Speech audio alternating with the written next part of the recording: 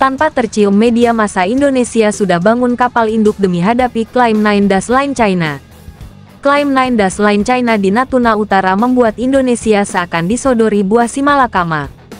China yang jadi mitra dagang terbesar Indonesia sungguh sangat menguntungkan, tapi klaim 9-Line tak bisa dibiarkan. Klaim 9-Line China bukan cuma mencaplok ZEE Natuna Utara Indonesia. 9-Line lebih parah mencaplok Kepulauan Scarborough dan Spratly milik Filipina. Kemudian ada lagi Paracel Island milik Vietnam yang sudah diduduki China sepenuhnya. Masih ada lagi di Taiwan, Malaysia dan Brunei. 9-Line inilah yang jadi sumbu memantik perang di Indo-Pasifik.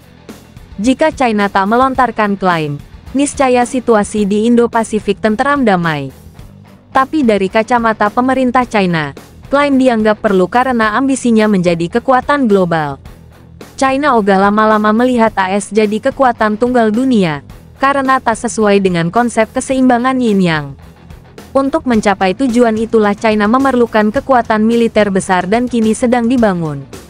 Republik Rakyat Tiongkok melanjutkan upayanya untuk membatalkan tatanan berbasis aturan internasional dan sedang membangun militer yang semakin efektif untuk mencapai tujuan-tujuan ini. Jelas Pentagon pada tanggal 19 Oktober tahun 2023.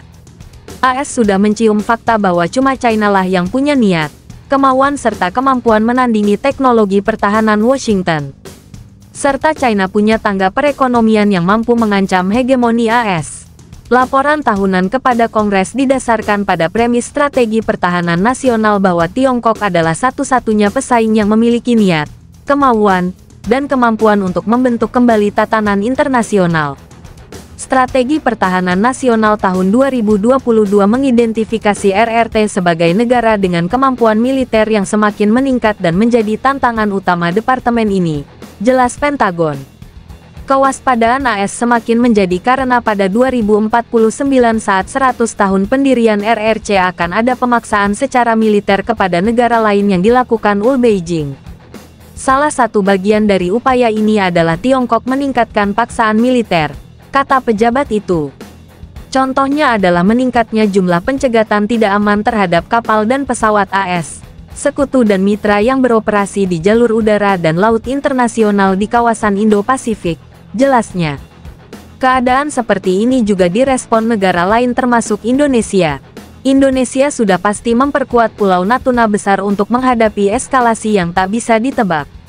Bukan rahasia lagi, militer Indonesia tegas menolak klaim 9-Line di Natuna Utara.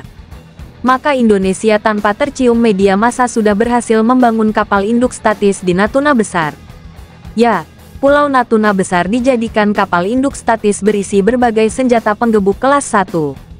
Konflik wilayah maritim di Laut China Selatan (LCS) berlatar belakang sebuah klaim sepihak Tiongkok yang menganggap sebagian besar kawasan itu sebagai bagian teritorialnya berdasar Peta Negara Tiongkok 1947.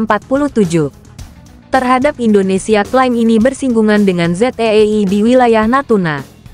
Menghadapi kondisi ini perlu disusun sebuah langkah strategis untuk menghadapi kemungkinan meluasnya konflik yang selama ini terjadi apabila berkembang menjadi konflik militer. Untuk itu peneliti melakukan sebuah penelitian bersifat kualitatif terhadap Pulau Natuna Besar terkait kapasitasnya untuk menjadi kapal induk statis yang memiliki kemampuan surveillance mumpuni, kekuatan penyerang dan pelindung serta kekuatan pertahanan pantai strategis demi menjaga keutuhan wilayah NKRI. Jelas Jurnal Strategi dan Kampanye Militer Volume 9, Nomor 1 2023 Universitas Pertahanan.